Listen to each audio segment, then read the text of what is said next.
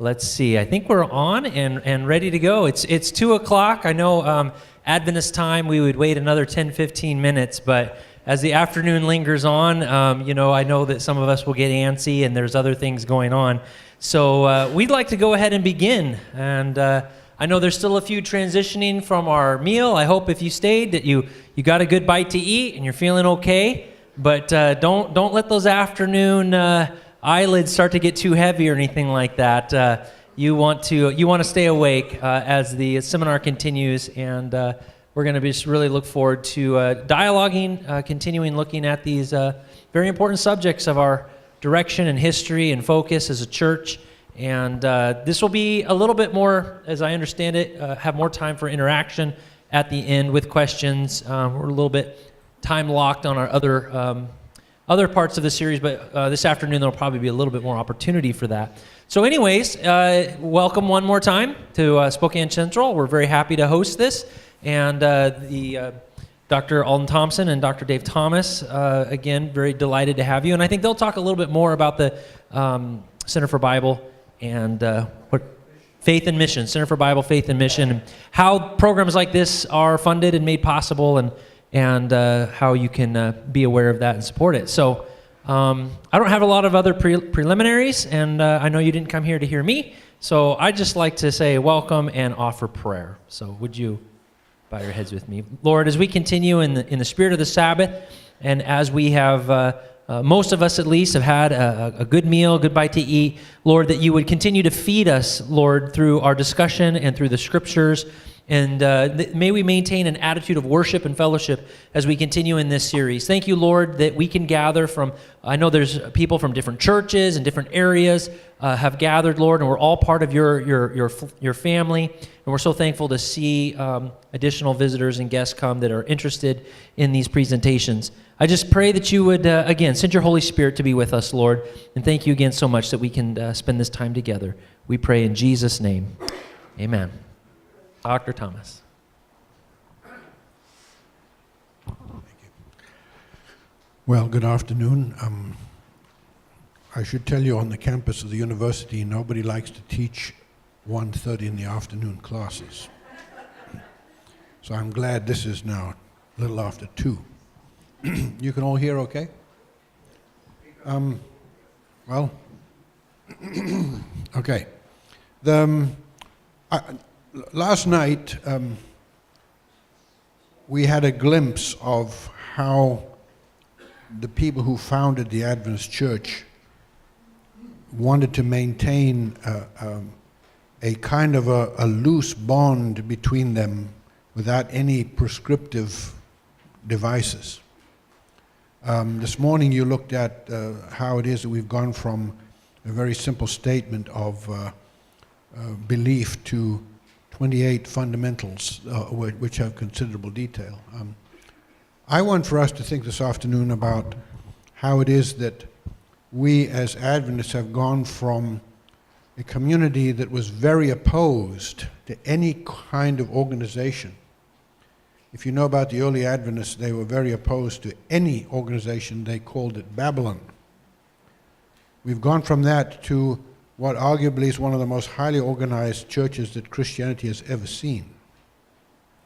In fact, depending on how you look at organizational structures and how they function, while we are way smaller than Catholics are, we may be more organized than they are in terms of stuff that goes on. So I want to do this afternoon by talking about something that comes from the business world. And I'm not a businessman. In fact, it'd probably be dangerous if I tried to run a business. But I am somebody who has given his life to working in a church community. And so what the church is and how it functions is of great interest to me. Biblically speaking, a church is a community of called out people. The word ecclesia is a Greek word that means called out ones. And the good news of the gospel invites people to come out from their aloneness in the world and to enjoy communal life to some extent, okay, to form communities. That's why in church today I remarked on the fact that a congregation is a beautiful thing, that very few people are asked by God to journey to the kingdom by themselves. Okay? And when you become a believer, you are actually baptized into a community. Okay? And many times baptism and entrance into the community are at the same time, the same event. See, biblically speaking, the church is a community of believers. We have very little instruction in the Bible as to how that community should form itself. We know there are elders and there are deacons, and we know there are itinerant preachers, but you don't really see hardly anything beyond that. And so the way churches form themselves organizationally is a matter of human construct and human opinion. Of course, looking for the blessing of God along the way. So I spent some time some years ago thinking about how it is that organizations grow and progress. And here I am not speaking about the Seventh-day Adventist Church now. Okay? I'm talking about organizations in general. It could be a business, it could be a government, it could be a church, it could be a movement of some kind. That studying the development of those kind of things has been fascinating. And it's generally believed by people who study what's called organizational theory that the way this happens is as follows. Is that somebody comes up with a new idea or a new product, and they get so excited about it that they become very evangelistic. Again, I'm not talking about Bible evangelism. Any of you ever seen an ad from Mr. My Pillow? Okay, I see some of you going, oh, yeah, like this. Is this man evangelistic or what? Okay. In fact, well, I'll come to that a little later. But what happens is that somebody who tends to be a little bit charismatic or becomes charismatic because they get so invested in this idea, they begin to advocate for it and talk about it and talk endlessly about it. And they begin to sell their wares to other people, that we make other people aware we have something, and other people become interested, and so you begin to develop a clientele. I like reading about the early days of Adventism. You know, William Miller has this idea that in his time was considered crazy. And what does he do? Well, there eventually comes a point where very reluctantly he begins to teach, he begins to preach, and other people catch on to the idea, and I think by the time of the Great Disappointment there were well over 100,000 Millerites. They spread out from Chicago, New York, Philadelphia, New England. I mean, there was over 100,000 people who had learned this. Of course, that all fell apart after the Great Disappointment, and you begin to have what becomes Seventh-day Adventism. And I don't know how many of you have read about the very early years of the Adventist preachers. James White, for example. He had an old horse and a threadbare jacket. And he rode through the winters of New England, which in the 1860s, 1850s were very harsh. And what did he have for pay? What were his health benefits? Where did he stay? You know, he relied on the largesse of the people who listened to him, and sometimes it was very little that he had, almost nothing. He got married. You read about James and Ellen White, the early years, they had borrowed furniture. One chair they had a broken leg. You know, where did they stay? But what were they doing? They were traveling around, can I say, selling their wares. They were very excited. They had no resources. They had nothing they could count on except their trust in God and the absolute conviction that what they were teaching was truth, and for this time. And so this first stage in organizational development is called the entrepreneurial stage. And it's a very interesting one because typically there are no resources except the energy of the people who are doing the messaging and the gifts that they may receive along the way. Notice that in the early days of an organization, the people, the charismatic people who are founding this movement have no power except the power of persuasion.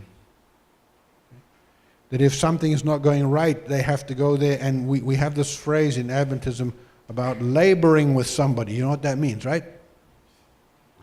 It means you sit down and you discuss and you appeal and you exhort and you cajole and you beg and you pray and you cry.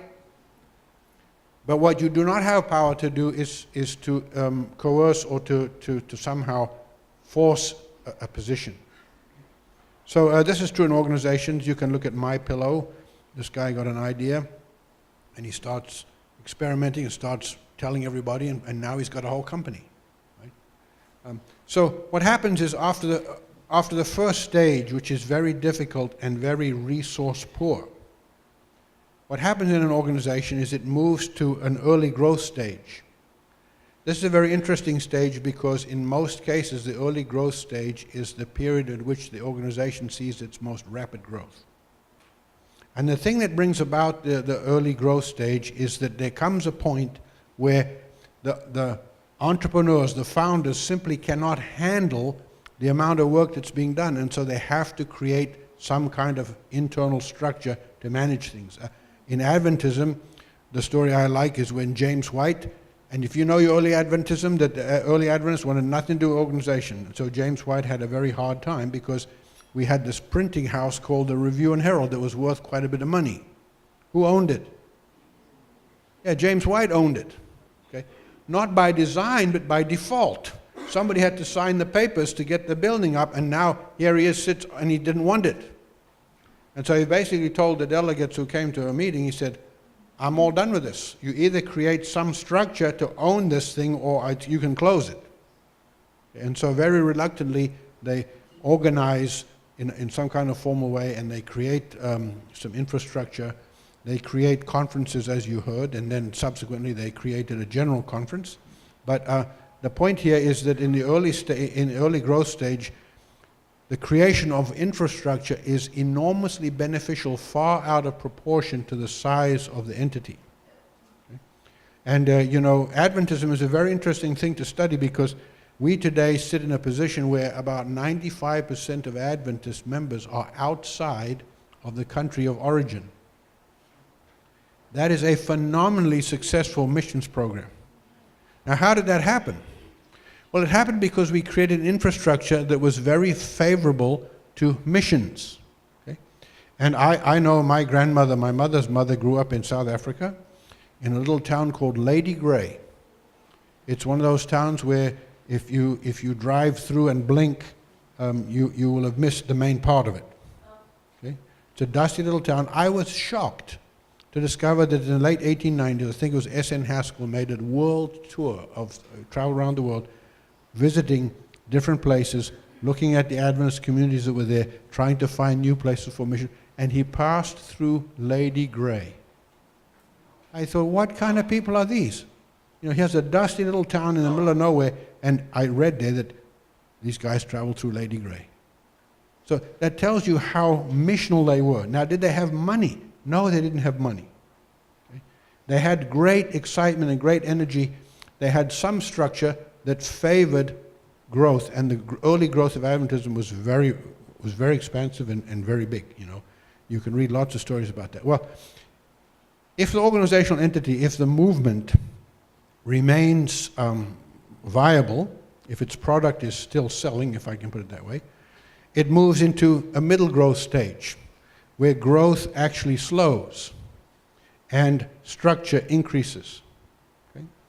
And I want to be very clear that I'm not here to speak against structure.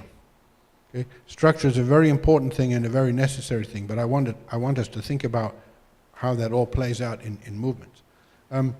Middle growth, things slow down, things become a lot more stable. People who are employed get regular salaries, they get regular benefits. There's lots of policy to make life stable, and organizations then begin to have some pretty good assurance that they will be able to propagate themselves into the future. You don't want to just start a company and say, well, we're only going to last for about 5 years and then we're going to be done. You want to propagate yourself into the future, and as long as the market conditions remain pretty stable, a stable organization has a very real prospect of continuing on as far as the eye can see, so to speak. Now, Now, what happens over time is that the middle growth stage evolves into what's called a mature organization. Mature organizations are very interesting because they have policies for everything. They have procedures for everything. They have handbooks for employees. They have personnel managers. They have legal connections. It's a very mature organization that has all kinds of elements that are involved. What happens typically is that over time, the mature stage shifts into a decline stage. This happens with companies, is that they reach a mature place and they somehow stabilize, and because they have now so much internal inertia, so many things that have to be a certain way, that they are unable to be nimble in the marketplace anymore. And a company may continue on and enter into a crisis stage, okay, where things are going very badly, and if something isn't done, a crisis stage is a very interesting stage because it is a dangerous opportunity. The company can either reform itself and refocus, or it will decline, sometimes slowly, sometimes very rapidly, and it will disappear. Those of you who are following Sears and Roebuck, when I was first came to this country, Sears was one of the major retailers in the United States. Whoever would have thought that they're in danger of disappearing? Now, are their products bad? No, I don't think so. I like Craftsman tools. I have a whole bunch of them. Okay? But the market circumstances have changed. See? And so here's a company now that is so established and so fixed in its ways that it never adjusted to the likes of Amazon, and it's likely to disappear. See, so this is an example. There are many examples like this. So one thing that we could think about is what happens in a time of crisis.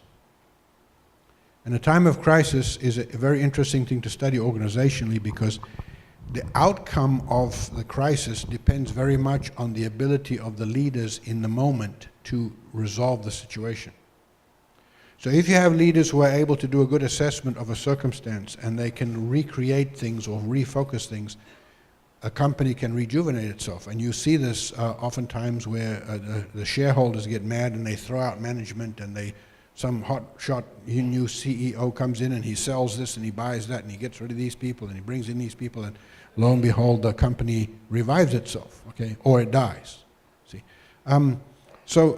this is kind of the journey that companies, that organizations go through. And in some parts of the business world where this system is known, they understand this very well. And it's very interesting to me to notice that in the business world, in the non-church world, there are two factors that influence the trajectory of an organization. One is shareholders, and the other is competing interests. If the shareholders get mad and they show up to a shareholders meeting, they can vote, sometimes precipitous action. They can say, we want the whole management team gone. We're going to put in new people, or they can make a few adjustments. That's one way in which a company will get itself through a crisis situation. The other one is that there are people out there who are thinking to themselves, if you don't know how to run your business and don't know how to sell your product, I do. And so they act in a predatory manner. They buy up all the shares, or they force a hostile takeover, and lo and behold, they get your market share. See? Now, it was very interesting to me to hear a lecture by one of the chief management gurus in America today. He happens to be a graduate of Andrews University. He's no longer an Adventist. He's now a Methodist, I believe. But he points out that in the realm of church, there are no shareholders that equate to a company, and there are no competing people. Nobody is looking to take over the Seventh-day Adventist Church. Okay? And in most church organizations, because they're representative, the actual shareholders, who might be the people in the pews, are quite remote from structural power. Okay? You and I in the Adventist Church can vote about the conference, but we have very little to say about the rest of church structure. We're too remote from it. And so what this man says, is that a church is a very interesting entity, because if anything is going to change significantly in the structure of a church, it has to be done by the people who have the power within that structure. And, you know, most organizations, churches included, tend to promote people who are most loyal. You don't promote disloyal people in an organization. And so churches face the fact that the most loyal people and the people who benefit the most from church structure are the ones who would then have to decide to change it. The odds of that happening are extremely small. And so it is that over time, you see churches and companies, by the way, that are so established in their ways and have so much inertia internally because of the way they're structured that they actually decline and fade away before they make any change. And a very good example of this would be Methodism in England. Methodism has disappeared from England, but the old protocols still pertain. See? Now, so what I'm trying to do here is, this is organizational theory broadly painted, that organizations go through the cycle from entrepreneurial to early growth to middle growth to mature to crisis to decline. See? And it's interesting to ask ourselves where you would put Adventism in North America in that sequence. Okay? Where would you put us? Definitely in the mature stage. Okay? Definitely in the mature stage. And I am hoping that people who are running structure in North America in particular are paying close attention to this organizational life cycle. Okay? Because there may be some strategic decisions that need to be made, and I'm not the one to say that there are or even know what they would be because I don't work in that department, okay? But we ought to be giving thought to the fact that in all probability as an organization we are not immune from some of the forces that function across the board organizationally. Okay? And so I don't know where to have that conversation. I've actually asked several times to have that conversation with some people, but nobody really wants to have it because having that conversation sounds like you're disloyal. So that's chapter 1. The second thing I want to talk about here is it is a very interesting and somewhat sobering thing to think about the fact that that inherent in this cycle are what some people refer to as the seeds of its own demise. What I'm talking about here is that as an organization progresses, and I'm not again talking about Adventism, I'm talking about organizations in general, that as an organization develops and it begins to establish infrastructure, it sets up a dynamic within itself that will ultimately lead to its own demise if it's not managed carefully. And you ask, what would that be? Well, several things. First of all, as an organization grows, well, in the early stages, it relies entirely on volunteers. And volunteers give very good service, and they tend to invest a lot of energy and produce very good work. But as infrastructure develops, organizations begin to hire people who now mix in with the volunteers. And the more employees you get, the less enchanted your volunteers become. Okay? Because you think of this now, if you're all volunteers and I'm paid, and I come and tell you, all right, guys, we've got to get out and do our project. What's going to cross your mind at least once? Yes, I'm going to go with you, okay? But what's going to cross your mind is, okay, this man who's bossing us around is actually paid, we're not. Okay? So the attitude grows organizationally when opportunities come up. People begin to think, well, let the paid people do this. Let the paid people do this. How about we do some evangelism? Don't we have some paid evangelists?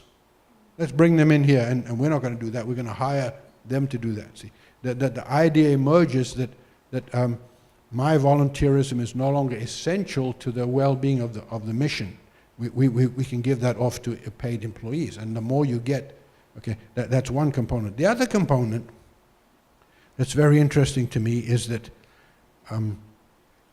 a subtle change begins to take place in an organization when it begins to build infrastructure, because once you start building infrastructure, a new kind of authority emerges in an organization. It's called managerial authority. Now remember, I said that in the early stages of a movement, what do the founders have in terms of power? Only appeal, exhortation, tears, that's what we have, okay? Now, what happens in a structure is that when it begins to build, certain people are given what we call managerial power by virtue of the infrastructure that's been created. We create policies, and somebody has to manage the policies and administer the policies. And those policies are very, very effective, especially early in an organization's life. But as these policies build and build and build, and complexity grows, what happens is that it becomes much easier to use administrative authority to solve problems than to use exhortation. And remember that religion is essentially a voluntary exercise. Okay? Volunteers do not respond well to mandates. They respond well to invitations. And so what happens over time is, as infrastructure grows in a company, for example, that the people who initially were sold on the vision and worked for the company because they were excited what it produced, they begin to receive mandates. A policy comes out and says, now look, you need to be here at 8 o'clock in the morning, no more adjustable time. And if you don't come, guess what? You're going to get your pay docked. See? I'm kind of lampooning this a little bit. And I'm not suggesting there should not be policy. I'm saying that the dynamic of an organization changes once you begin to create infrastructure. Infrastructure is necessary. But the more of it you create, the more likely it is that you advance administrative power to somebody and other people become powerless. Okay? And so you set up now a dichotomy that becomes very interesting, especially in church organizations, because in churches, as I said, religion is essentially a voluntary enterprise. Okay? And so what happens now when an administrative mandate comes out over the heads of volunteers? See? I'll give you an example. There are some conferences that require you to turn in tithe receipts. Okay? Now, I've had an approach to that a couple times in my life, and I will tell you that I was provoked by the request for tithe receipts. Why? You think I'm trying to hide something away? No. I learned to pay tithe as a little boy. And there are very, very few dollars that have gone through my fingers that have not been tithed into the tithe fund. Okay?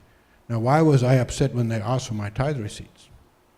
Simply because my tithe is a voluntary commitment and an investment that I make because of my own spiritual ideas and beliefs. And for you to now require proof of that is to attach a possible administrative penalty to my voluntary belief, and it made me mad.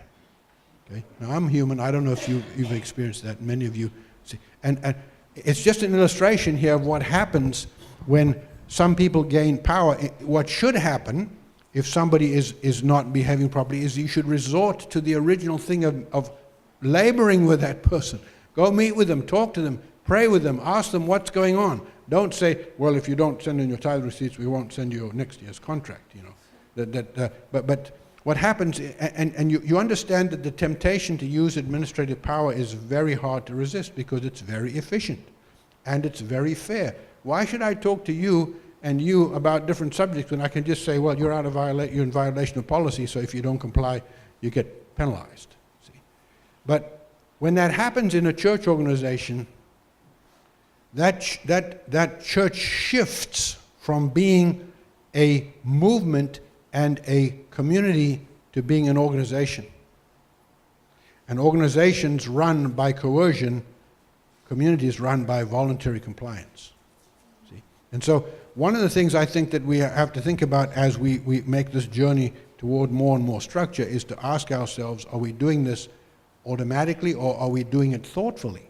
Do we really want to go to the point where we have mandates for spiritually driven commitments? You know, of course, you need mandates for a lot of reporting and stuff like that. But if you extend it to people's actual beliefs and practices, you're in danger of shifting away from being a believing community that's voluntary into being an organization that's mandated by authority. And I'm not going to name any names, but I think all of us could name some churches that have for a long time been very authoritarian. See? See, and mission suffers. A third element that has to be considered is that as infrastructure grows, more and more resources are focused on the operations than on the mission. If you look at Adventism in its very early days with no infrastructure at all, and I am not here advocating for no infrastructure. Okay? I don't want to work in a place where there's no infrastructure. Okay? I like the fact that I have a regular salary and benefits. Okay? So I'm not here advocating for the absence of infrastructure, but you understand that in the beginning, no money was spent on maintenance of anything. It was all spent on mission. Okay? Everything went to mission, every single thing, other than the food that was given to the preachers who were traveling around. But as infrastructure grows, and you have to have employees to manage it, and it begins to burgeon over time, more and more resources have to be allocated to the maintenance of affairs and not to mission. And I will share with you that I was shocked as a young minister to discover that in the conference where I worked, there was no budgeted money for evangelism. That they relied on the offering taken at camp meeting for evangelism. And I thought, here we are, aren't we supposed to be taking the gospel to the world, and we have no budgeted money for evangelism. We use all our money for other things. We don't use it for, although I did find out later that they did pay a couple of full-time evangelists and paid their way, but I was the only one. See? And I asked myself the question, how is it, and by the way, this is why over time in organizations that they can no longer afford some of their institutions. Okay? And you can look across the board. I don't know exactly what example to give to you, but I see it happening in Adventism. You know, we can no longer afford certain things, and so they have to run themselves. Okay? I see this happening with higher education. We have 10 universities and colleges. We've lost one, AUC. I know of 2 right now that are in considerable danger. And what percentage of their income is paid by denominational income contributions? Very, very small. It's mostly tuition driven. See?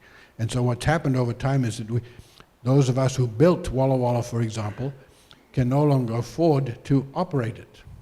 See? And I think part of that is because of the costs of maintaining what we have. See? And so I know that you're going to ask me, okay, now Dr. Thomas, how do we solve these issues? And you know what my answer is going to be? My answer is going to be that we ought not to ignore them.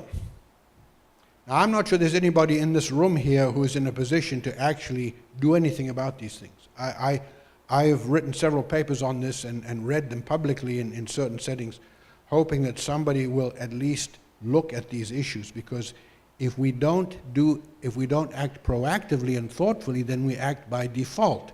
And the default is entrepreneurial, early growth, middle growth, mature, crisis, decline. And I am not interested in crisis and decline. Okay? I still remember some years ago driving through Montana. There was a little town, and for the first time in my life, I saw an Adventist church that was closed and shuttered. And it said on the outside, closed. And I had a moment of shock. Because in my life, Adventism has been in an expansion mode. Okay? We have been looking to the future with hope. We have been evangelizing. We have been drawing new people in. And may I say this, is that the big picture of Adventism is very engaging.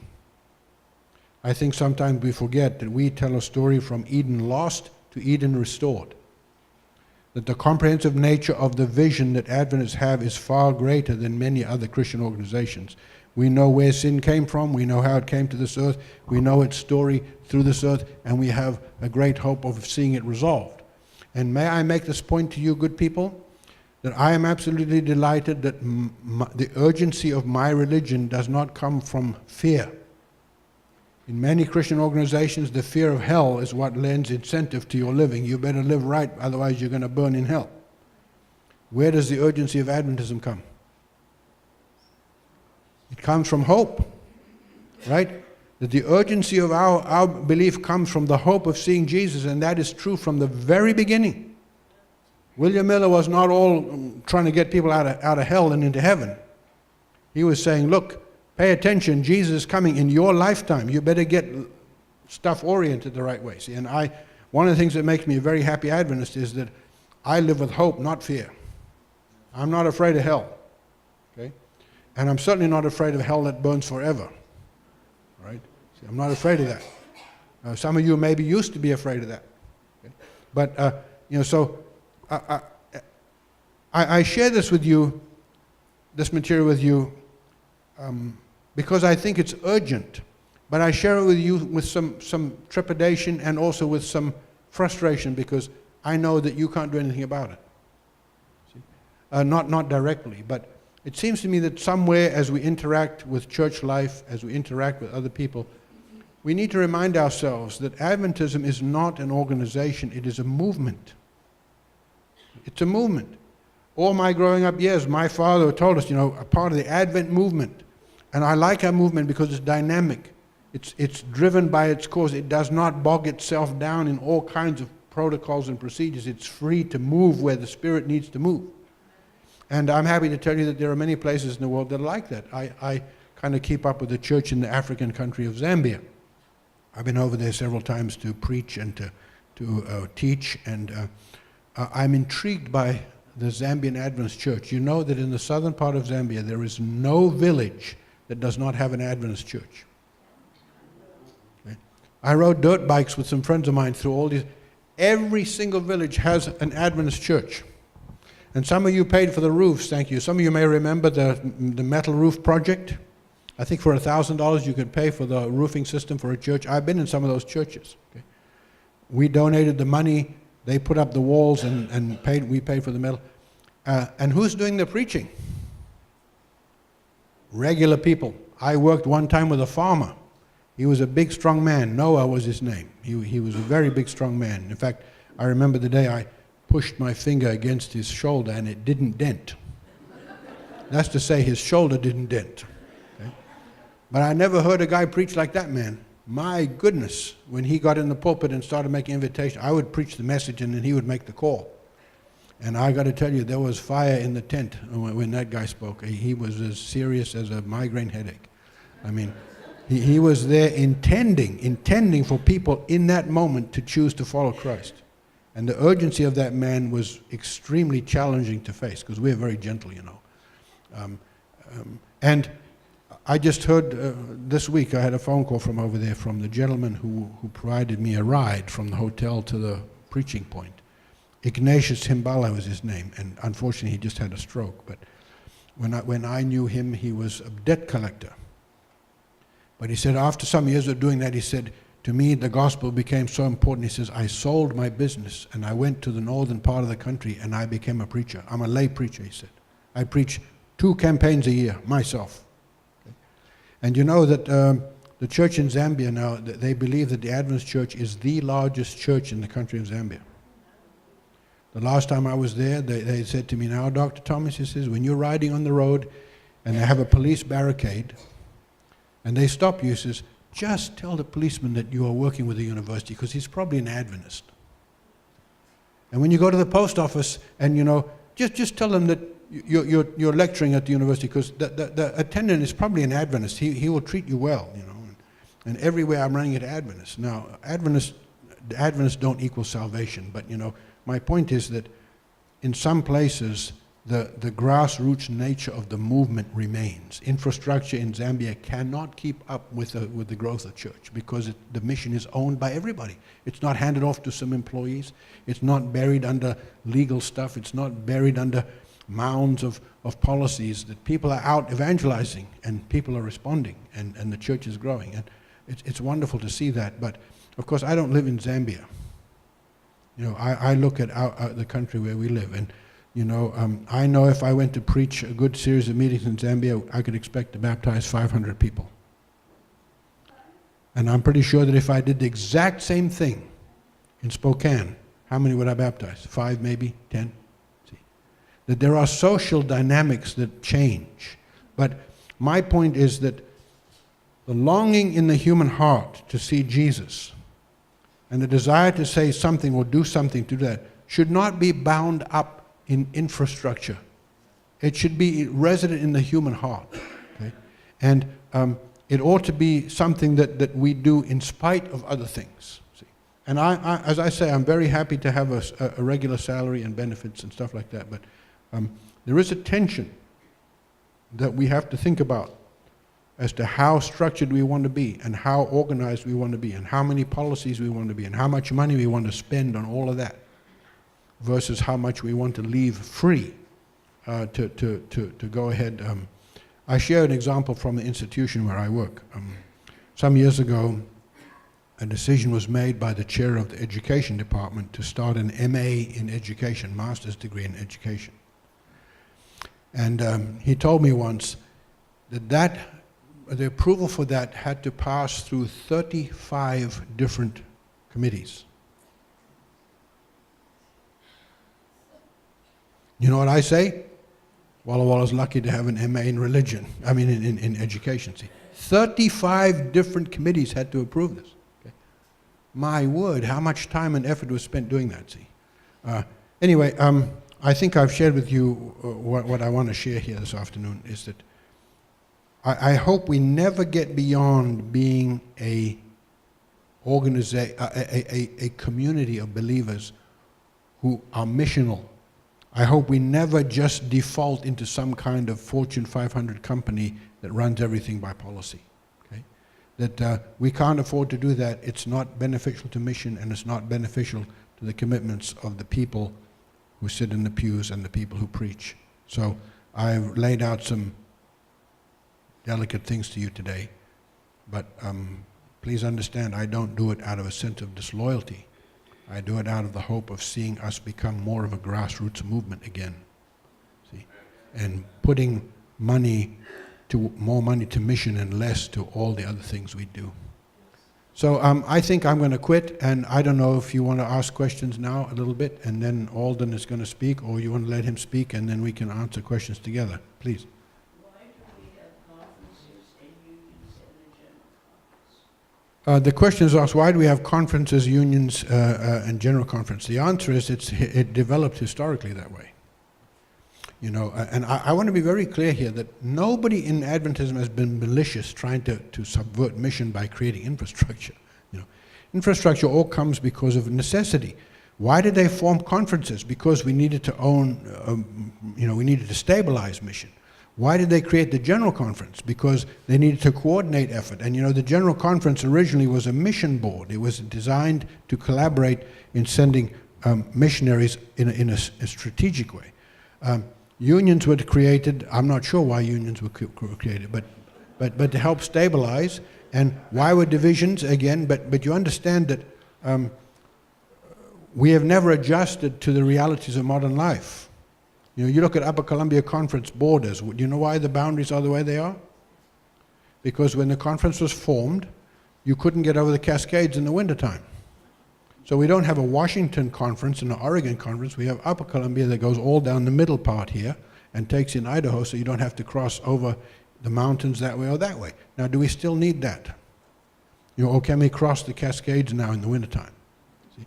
In the meantime, are you going to vote to shut down your conference so you can join another one? Oh, no. I mean, who wants to do that? See? So, you know, this is part of what I mean by inertia. It creates inertia. Now, in times of crisis, a lot of adjustments can be made. When I was in New England, in the early 90s, there was a financial downturn that actually pinched. It was quite severe. And I was amazed at how many decisions we could make then about economizing that we could never make before. And, you know, a lot of people are worried if we make some adjustments to life that people will lose their jobs. No, nobody has to lose a job. You just have to refocus where they work. Okay. And anyway, I'm getting to be a little meddlesome. I don't want to do that because, well, you know, there's a big debate about whether we should have conferences or unions. And I work with somebody who actually is retired now who says that he thinks we should dissolve conferences and everybody work out of the union. That the union be the office that governs all employees and all that infrastructure and do away with all the conferences, okay? Other people say, well, let's do away with the unions and keep the conferences. I don't know how to make those issues. I just know that we have more levels of structure than any other church in history, see? And so how do you adjust that? I don't know. I know how you can adjust it, run out of money. But I don't want that to happen. Some time ago, I was told that we have more pastors in the organization than we do in churches. Is that true? Well, I know North America put out some statistics a while ago, very quietly, and that they compared the number of people who have administrative salaries versus those who have pastoral salaries, and the number of people who have administrative salaries, and I don't know how they define that, I think that includes administrative secretaries and everybody, exceeds the number of pastors in the field. Yeah. Yeah. But I mean, anyway, well, it doesn't aid mission, in my opinion. See, my point here this afternoon is that somewhere in Adventism we need to think about how we're progressing, okay? And not just to do it by default. Because think of this here, that if I employ you half-time and you're a good worker, what are you going to say to me in 6 months? Not only do you want a raise, but you want full-time because you're doing more than half-time, okay? And so I hire you full-time. And if you're worth your salt, what's going to happen in another 6 months? You're going to say, I need somebody to handle the paper, I need somebody to answer the phone, I need a secretary.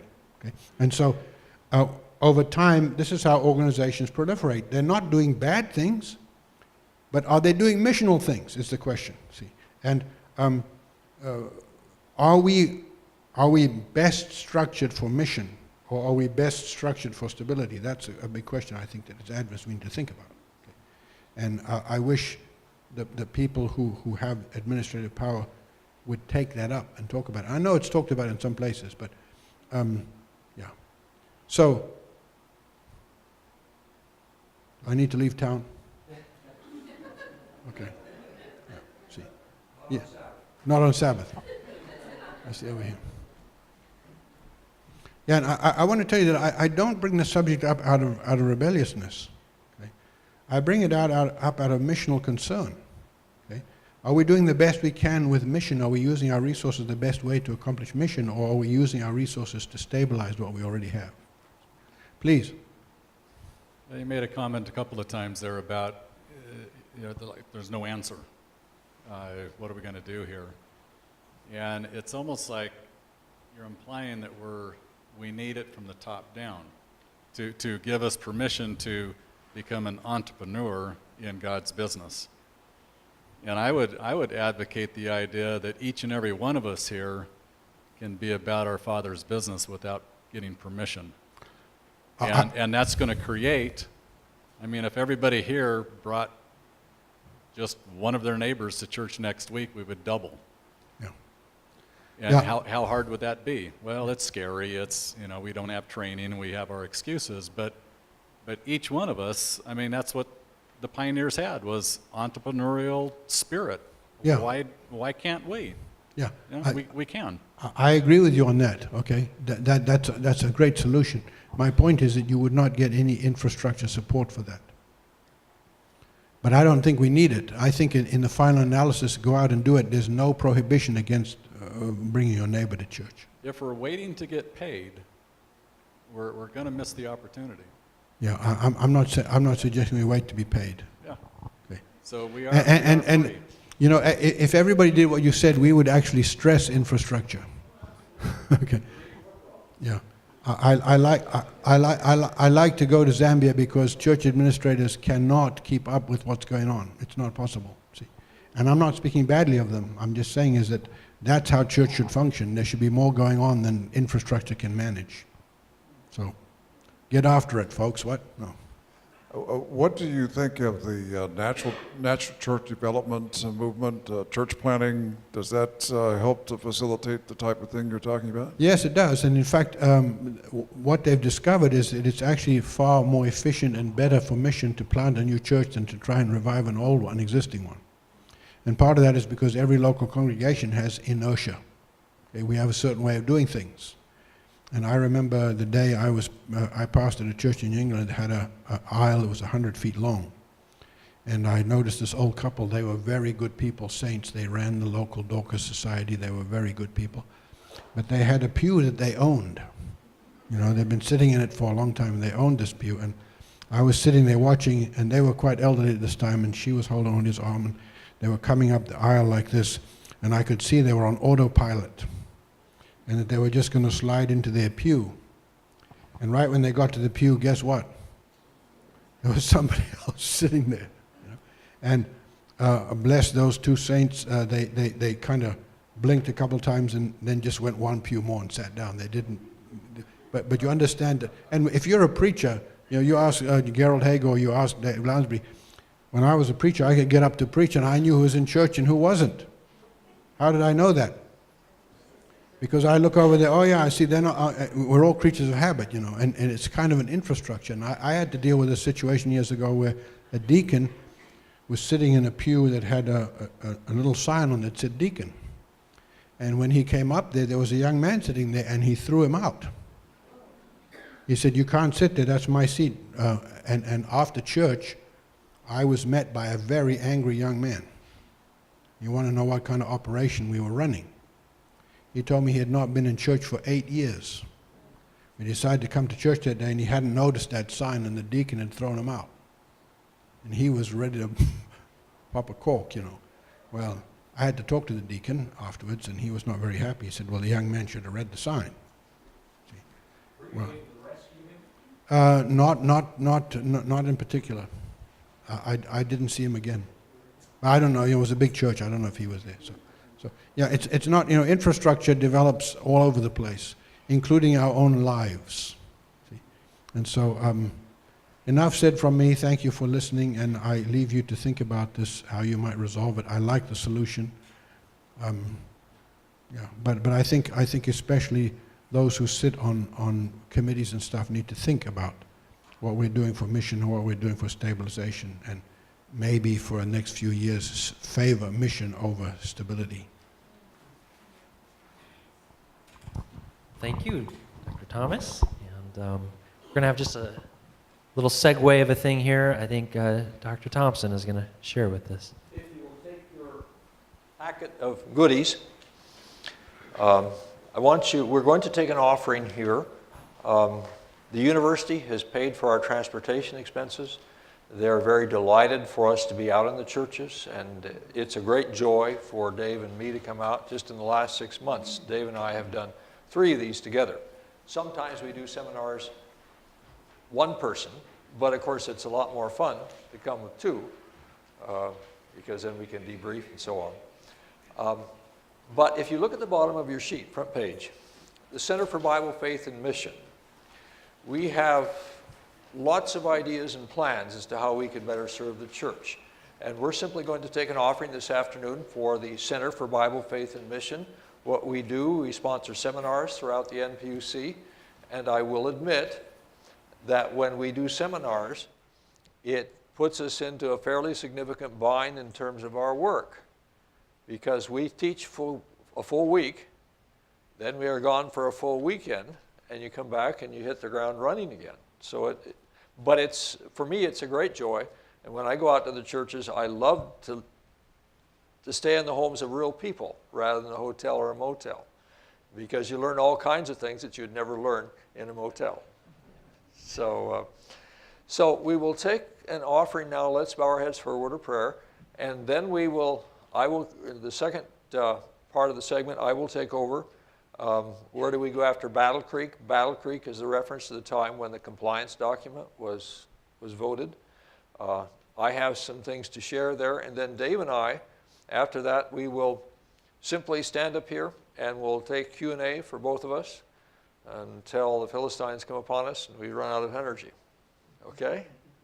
So let's bow our heads for a word of prayer, and we'll take the offering, and then we'll move into my segment. Lord, I want to thank you for this wonderful community of believers, for their invitation for us to come and meet with them, and their cordial reception of the work that we have to do. We're taking an offering now to further the work of the Center for Bible, Faith, and Mission. We pray that you would bless this offering for its intended purpose, and that at the university we may be able to be more successful in reaching out and helping the church. These things we pray in Jesus' name. Amen.